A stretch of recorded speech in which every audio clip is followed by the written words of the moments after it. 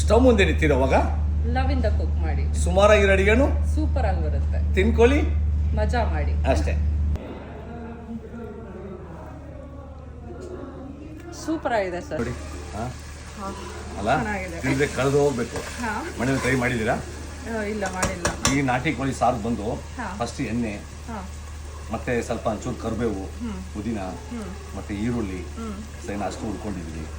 ಮತ್ತೆ ಇನ್ನೇನಪ್ಪ ಅಂದ್ರೆ ನಾಟಿ ಕೋಳಿ, ಇವು ನಾಟಿ ಕೋಳಿ ಹಾಕಿ ಸ್ವಲ್ಪ ಉಪ್ಪು ಹಾಕಿ ಅರಿಶಿನ ಹಾಕಿ ಇಷ್ಟನ್ನು ಮಿಕ್ಸ್ ಮಾಡಿದೀವಿ.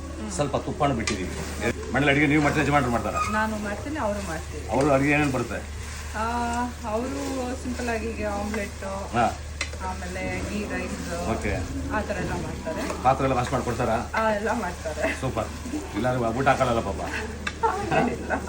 ಶುಂಠಿ, ಬೆಳ್ಳುಳ್ಳಿ, ಟೊಮೊಟೊ, ಧನಿಯಾ ಪುಡಿ, ಖಾರದ ಪುಡಿ, ಅರಿಶಿನ, ಸ್ವಲ್ಪ ಕಲ್ಲೆ ಹುರ್ಕೊಂಡು ಕಲ್ಲೆ ಪುಡಿ ಮಾಡ್ಕೊಂಡಿದ್ವಿ. ಇಷ್ಟನ್ನು ಪೇಸ್ಟಾಗಿ ರುಬ್ಕೊಂಡಿದ್ವಿ. ಈಗ ರುಬ್ಬಿರುವಂಥ ಪೇಸ್ಟ್ನ ನಾಟಿ ಕೋಳಿಗೆ ಹಾಕಿ ನೋಡಿ. ಬಿಸಿ ಬಿಸಿ ನಾಟಿ ಕೋಳಿ ಸಾರು, ಬಿಸಿ ಮುದ್ದೆ, ನಾಟಿ ಕೋಳಿ ಸಾರು ತಿಂದ್ರೆ ಕಳ್ದೋಗ್ತೀರಾ. ನೋಡಿ, ಪ್ರತಿಯೊಂದು ಚಿಕನ್ ಗಿಕನ್ ಮಸಾಲೆ ಹಾಕ್ಕೊಂಡಿದ್ವಿ. ಮಸಾಲೆ ಹಾಕಿದ್ಮೇಲೆ ಆ ಎಣ್ಣೆ ಬಂದು ಸ್ವಲ್ಪ ಚೂರು ಮೇಲಕ್ಕೆ ಬರಲಿ. ಬಂದ ಮೇಲೆ ನೆಕ್ಸ್ಟ್ ಪ್ರೊಸೆಸ್ ಶುರು ಮಾಡೋಣ. ಓಕೆ, ನಾನೀಗ ತೆಂಗಿನ ಹಾಲನ್ನು ಇದಕ್ಕೆ ಆ್ಯಡ್ ಮಾಡ್ತಾ ಇದ್ದೀನಿ. ನಿಮ್ಮ ಥರ ಬಂದ್ಬಿಡ್ತಲ್ಲ ಕಲರ್ ಇದು.